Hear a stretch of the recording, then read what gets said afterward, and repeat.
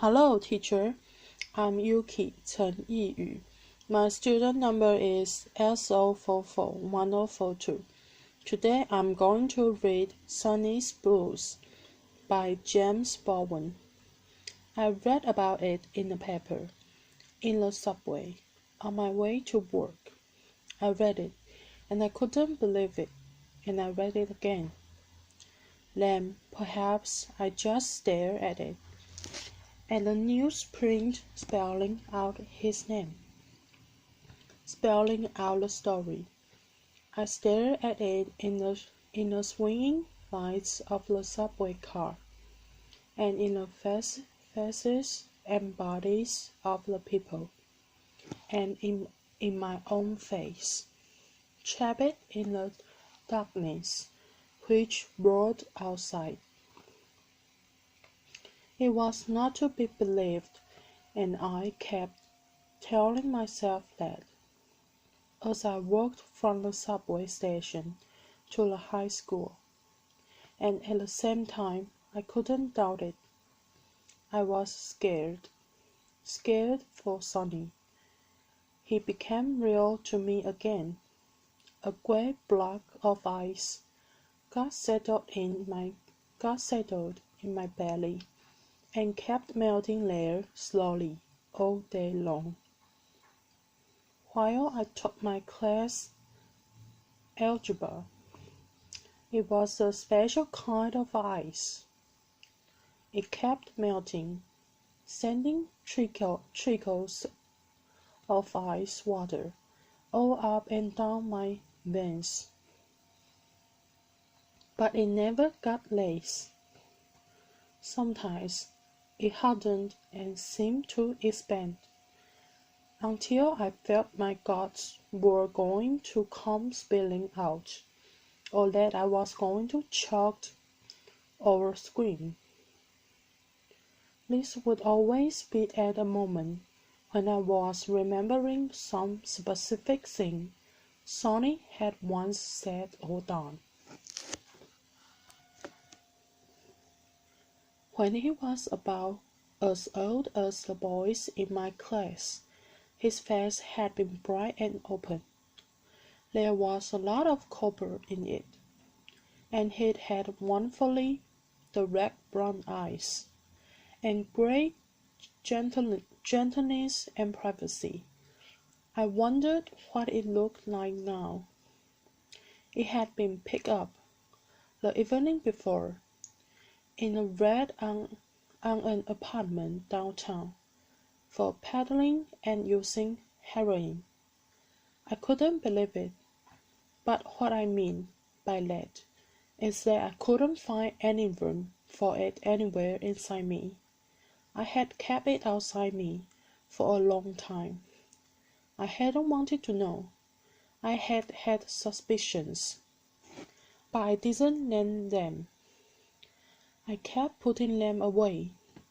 I told myself that Sonny was wild, but he wasn't crazy, and he'd always been a good boy. It hadn't ever turned hard or evil or disrespectful, the way kids can, so quick, especially in Harlem.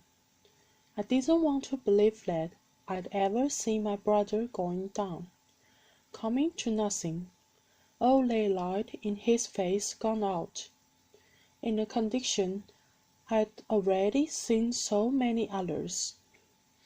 Yet it had happened, and here I was, talking about algebra to a lot of boys who might, every one of them, for all I knew, be popping off needles every time they went to the head. Maybe it did more for them than an algebra could. I was sure that the first time Sonny had ever had holes, he couldn't have been much older than these boys were now. These boys now were living as we'd been leaving them. They were growing up They were growing up with a rush, and their heads bumped abruptly against the low ceiling of their actual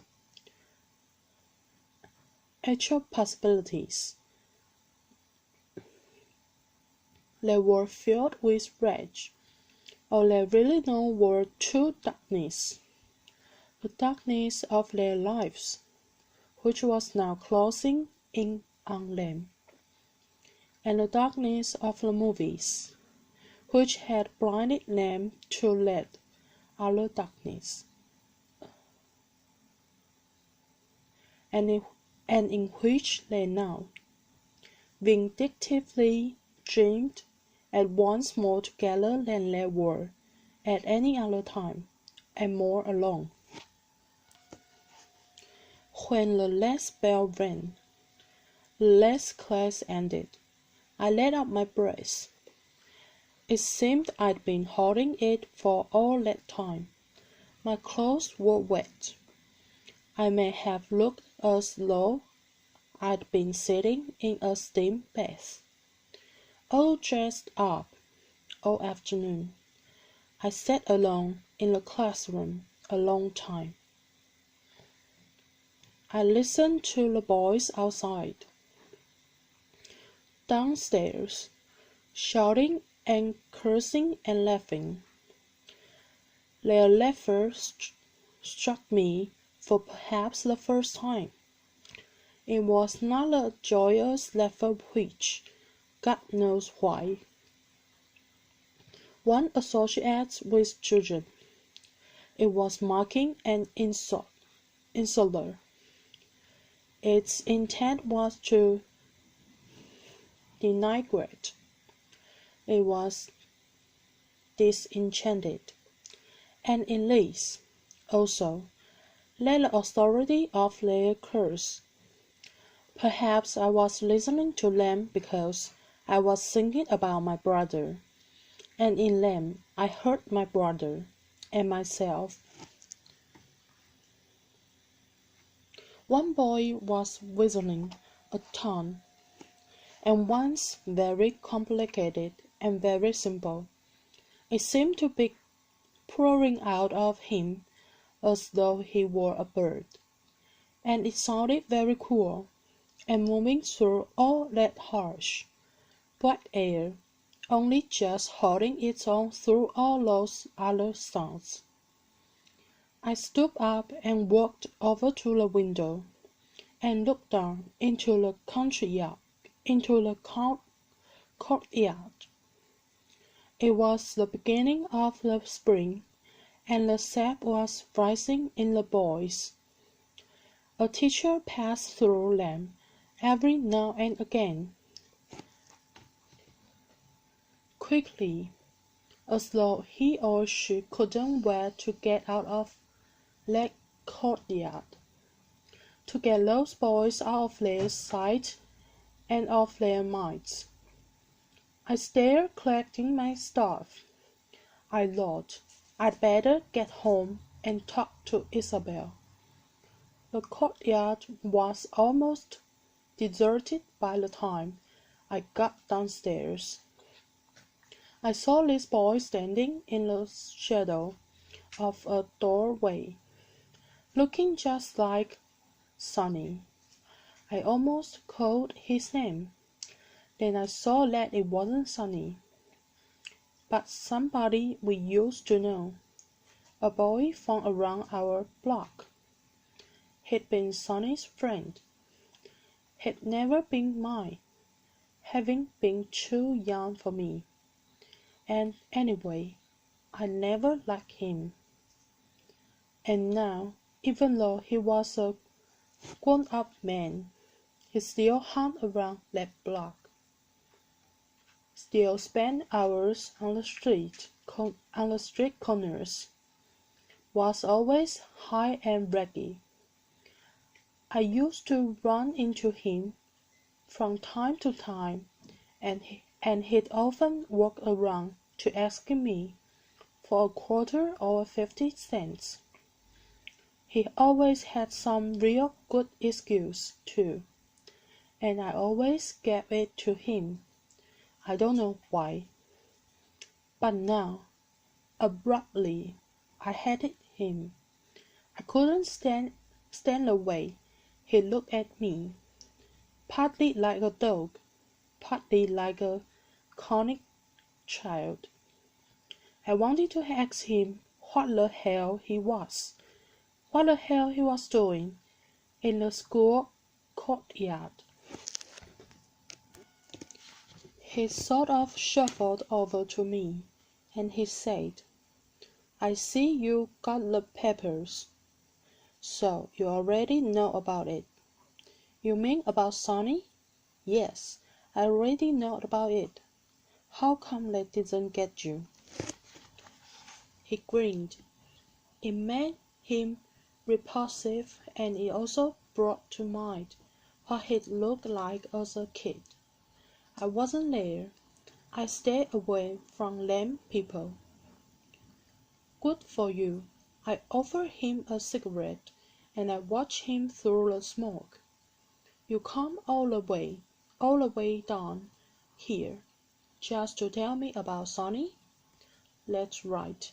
He was sort of shaking his head, and his eyes looked strange, as though they were about to cross. The bright sun deadened his damp dark brown skin, and it made his eyes look yellow, and shouted up the dirt in his kinked hair. He smelled funky. I moved a little away from him and I said, "Well, thanks, but I already know about it, and I got to get home."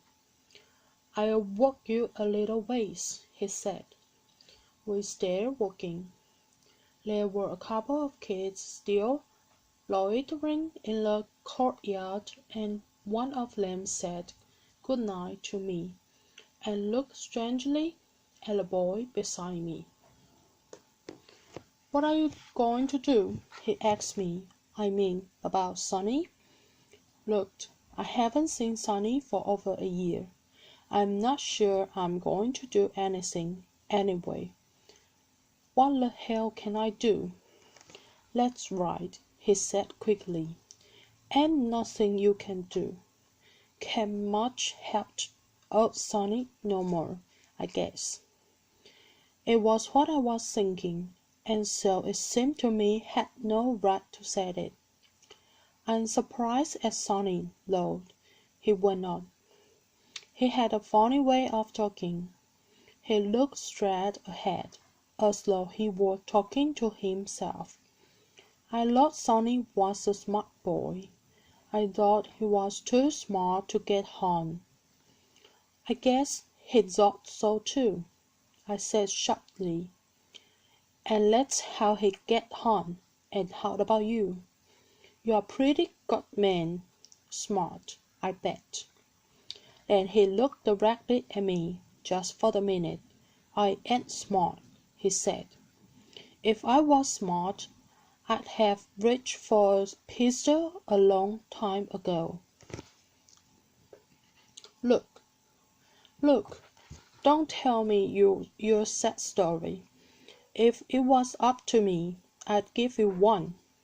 Then I felt guilty, probably for never having supposed that the poor bastard had a story of his own, much less than a sad one, and I asked, quickly, "What's going to happen to him now?" He didn't answer this. He was off by himself some place. "Funny thing," he said, and from his tone we might have been discussing the quickest way to get to Brooklyn. "When I saw the papers this morning, the first thing I asked myself was if I had anything to do with it. I felt sort of responsible." I began to listen more carefully. The subway station was on the corner, just before us, and I stopped it He stopped it too. We were in front of a bar, and he ducked slightly, peering in. But whoever he was looking for didn't seem to be there. The jukebox was blasting away with something black and bouncy, and I have watched the barmaid as she danced her way from the jukebox to her place behind the bar, and I watched her face as she laughingly responded to something someone said to her, still keeping time to the music. When she smiled, one saw the little girl, one sensed the doomed, still struggling woman beneath the battered face of the semi-whore. "I never give Sonny nothing," the boy said finally. "But a long time ago I come to school high, and Sonny asked me how it felt." He paused. I couldn't bear to watch him. I watched the barmaid, and I listened to the music, which seemed to be causing the pavement to shake. I told him it felt great. The music stopped. The barmaid paused, and I watched the jukebox until the music began again. It did. Oh, Liz was carrying me some place I didn't want to go. I certainly didn't want to know how it felt.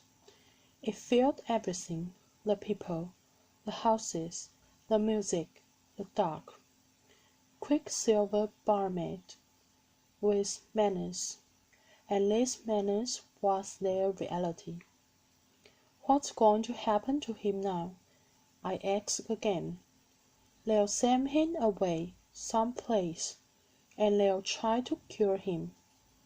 He shook his head. "Maybe he'll even think he's kicked the habit. Then they'll let him loose."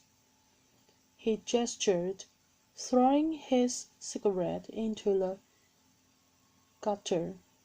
"That's all." "What do you mean, that's all?" But I knew what it meant. "I mean, that's all." He turned his head and looked at me, pulling down the corners of his mouth. "Don't you know what I mean?" he asked softly. How the hell would I know what you mean?" I almost whispered it. I don't know why. "That's right," he said to the air. "How would he know what I mean?" He turned toward me again, patient and calm, and yet I somehow felt him shaking as though he were going to fall apart. I felt that ice in my guts again, the dread I'd felt all afternoon, and again I watched the barmaid, moving about the bar, washing glasses and singing. "Listen, they'll let him out, and it'll just start all over again. That's what I mean." "You mean they'll let him out, and then he'll just start working his way back in again? You mean he'll never kick the habit? Is that what you mean?" "That's right," he said, cheerfully. "You see what I mean?" "Tell me," I said at last. "Why does he want to die? He must want to die. He's killing himself. Why does he want to die?" He looked at me in surprise. He licked his lips. "He don't want to die. He wants to live." Don't nobody want to die, ever." Then I wanted to ask him too many things. He could not have answered, or if he had, I could not have borne the answers. I started walking. Well, I guess it's none of my business. It's going to be rough and out, Sonny, he said. We reached the subway station. This is your station? He asked. I nodded. I took one step down. Damn, he said. Suddenly, I looked up at him. He grinned again. Damn it if I didn't leave all my money home. You ain't got $1 on you, have you? Just for a couple of days, is all. All at once, something inside gave and threatened to come pouring out of me. I didn't hate him anymore. I felt that, in another moment, I'd started crying like a child. Sure, I said. Don't sweat. I looked in my wallet and didn't have $1. I only had a 5. Here, I said. Let hold you. He didn't look at it. He didn't want to look at it. A terrible, close look came over his face, as though he were keeping the number on the bill, a secret from him and me. Thanks, he said, and now he was dying to see me go. Don't worry about Sonny. Maybe I'll write him or something. Sure, I said. You do that so long. Be seeing you, he said. I went on down the steps, and I didn't write Sonny or send him anything for a long time. When I finally did, it was just after my little girl died. He wrote me back a letter which made me feel like a bastard. Here's what he said. Dear brother, you don't know how much I needed to hear from you. I wanted to write you many a time, but I thought how much I must have heard you, and so I didn't write. But now I feel like a man who's been trying to climb up out of some deep, real deep and funky hole, and just saw the sun up there outside. I got to get outside. I can't tell you much about how I got here. I mean, I don't know how to tell you. I guess I was afraid of something, or I was trying to escape from something, and you know, I have never been very strong in the head. Smile. I'm glad Mama and Daddy are dead, and can see what's happened to their son, and I swear, if I know what I was doing, I would never have hurt you so. You and a lot of other fine people who were nice to me and who believe in me. I don't want you to think it had anything to do with me being a musician. It's more than that, or maybe less than that. I can't get anything straight in my head down here, and I try not to think about what's going to happen to me when I get outside again. Sometimes I think I'm going to flip and never get outside, and sometimes I think I'll come straight back. I tell you one thing, though, I'd rather blow my brains out than go through this again. But that's what they all say, so they'll tell me. If I tell you when I'm coming to New York, and if you could see me, and if you could be me, I sure would appreciate it. Give my love to Isabel and the kids, and I was sure sorry to hear about little Gracie. I wish I could be like Mama and say the Lord will be done. But I don't know, it seems to me that trouble is the one thing that never does get stopped, and I don't know. What good is does to blame it on the Lord. But maybe it does some good if you believe it. Your brother, Sonny. Then I kept in constant touch with him, and I sent him whatever I could, and I went to meet him when he came back to New York. When I saw him many things I thought I had forgotten come flooding back to me. This was because I had begun, finally, to wonder about Sonny, about the life that Sonny lived inside. This life, whatever it was, had made him older and thinner, and it had deepened the distant stillness in which he had always moved. He looked very unlike my baby brother, yet when he smiled, when we shook hands, the baby brother I'd never known looked out from the depths of his private life, like an animal waiting to be cast into the light.